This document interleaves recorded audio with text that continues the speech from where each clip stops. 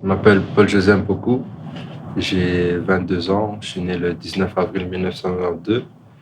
Je suis né à Kinshasa, je suis venu en Belgique étant très jeune, je pense que j'avais un mois. Et j'ai grandi en Belgique, exactement à Verviers, qui est une ville dans la province de Liège. Et j'ai commencé le foot à partir de 5 ans. Et à 5 ans, j'ai joué dans un club qui est de la région, pas très loin.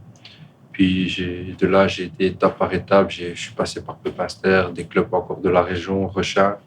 Puis à l'âge de 12 ans, j'ai été au Standard de Liège, qui est mon club actuel. Puis de 12 ans jusqu'à 15 ans, je suis parti en Angleterre, à Tottenham. Je vivais à Londres avec mon cousin, mon grand cousin, qui était un peu comme mon grand frère, qui était un peu celui qui me guidait, qui faisait la relation entre le club et moi. Et quand je suis arrivé là-bas, ben, c'était un peu difficile pour moi au début car je ne comprenais pas la langue, je me blessais beaucoup. Et il y a eu un fait qui a marqué ma vie, c'est la mort de mon cousin qui est mort au mois de décembre, en fait, qui est mort naturellement. Et en fait, sa mort a bouleversé ma vie, en fait. Quand il est mort, moi, je suis quelqu'un qui ne pleure presque pas. Et quand il est mort, au début, je ne pleurais pas parce que je ne pensais pas que c'était pas vrai. Et puis, je me rappelle de quand ils l'ont mis dans le cercueil et qu'il partait. Mon père a tapé dans le cercueil et a dit, bon, Yajano, ciao. Et à ce moment-là, je me suis mis à pleurer, pleurer, pleurer. Je savais pas ce qui se passait. Je pleurais, je pleurais, je pleurais. Je savais, J'étais perdu en fait. Quand il est mort, je pense comme si j'avais plus de repères. Je savais pas comment ça allait se passer. Je savais pas c'est comme si j'avais perdu, on va dire, la vie en fait. Je me posais plein de questions et je me rappelle à cette époque-là, il y avait mon meilleur ami qui s'appelle John Bostock, qui a aussi spécialement grandi dans la vie chrétienne, mais qui commençait à aller à l'église et tout ça. Et moi, en étant petit, j'allais à l'église et tout ça. Puis après, pendant un moment, j'y allais plus. Et il m'a proposé de venir avec lui dans son église le 31 décembre. Et à ce jour-là, ben, quand j'ai été à l'église, en fait, je ne sais pas ce qui s'est passé, mais je commençais à chanter, je commençais à prier. Et à partir de là, ben, quand je suis sorti de là, en fait, je suis sorti une nouvelle personne. Je ne sais pas exactement, c'est une sensation que tu ne peux pas décrire. J'avais comme une paix en moi qui disait, voilà, t'inquiète pas, maintenant c'est moi qui va prendre au contrôle de ta vie et suis-moi et tout va bien se passer. Et c'est à partir de là que je suis devenu chrétien. Une dépression, non, je dirais pas jusque-là, mais perdu, oui. Et celui qui a remplacé le rôle de mon cousin, je dirais, franchement, Jésus a remplacé ce rôle-là. En fait, il a été pour moi un grand frère, il a été pour moi un cousin que j'ai perdu aussi, si je pourrais dire ça. Il était là, il me guidait, il, euh, il était là, il m'écoutait tout le temps, en fait, quand je passais du temps dans la prière et je me sentais avec quelqu'un, en fait. J'avais perdu mon cousin, mais je me sentais qu'il y avait quelqu'un qui était là, qui m'accompagnait tout le temps. Mon père et ma mère sont aussi croyants. Ma mère va à l'église catholique, mon père aussi.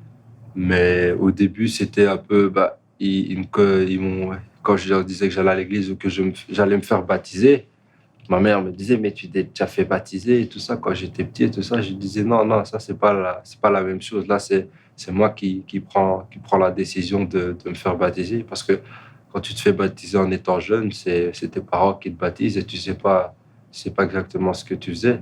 Mais là, quand j'ai pris la décision de prendre le baptême, je savais ce que je faisais. C'est ce chemin-là que je voulais suivre.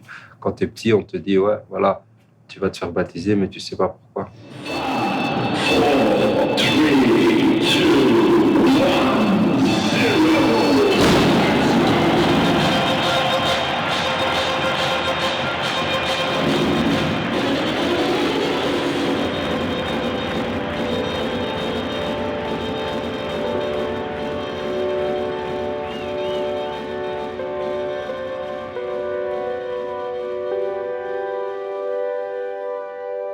J'ai toujours été quelqu'un qui était gentil, ça, il n'y avait pas, mais plutôt un peu quelqu'un aussi qui fort rebelle aussi, têtu, rebelle, qui faisait qu'à sa tête, et personne au-dessus de moi, donc j'étais le meilleur, j'étais donc un peu aussi, je dirais pas voyou, mais je fais des bêtises aussi quoi dans ma jeunesse quoi.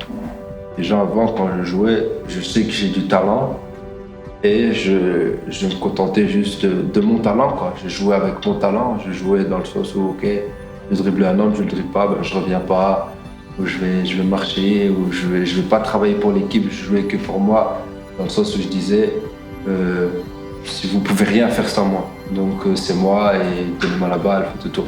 Tandis que maintenant, c'est plus la même chose, c'est que je sais que j'ai du talent, je sais que j'ai des qualités, mais mes qualités, je les mets au service de l'équipe quoi. Je fais plus, je joue plus pour moi ou quelque chose comme ça. Bah, comment je peux expliquer ça? En fait, j'ai compris que en fait, j'étais rien. En fait, j'ai compris que j'étais juste, pas j'étais juste un être humain, mais j'ai compris que tout ce que je peux faire, ça va rien apporter, que Dieu vraiment a tout fait, que il est tellement grand que il pourrait être lui aussi être arrogant ou rebelle et tout ça, mais il est simple. Et en fait, c'est ce qui il m'aide à être simple aussi, tu vois. Donc je me dis en fait, je n'ai rien pour être arrogant, si ce n'est que Dieu. Si lui, pourquoi il est simple, moi je devrais être arrogant ou marcher, si ça. Vraiment beaucoup de choses en fait. Je pensais plus la même chose. Je pensais plus vraiment, je pensais d'une autre manière. J'avais une autre vision aussi, que ça soit du football et que ça soit de moi aussi.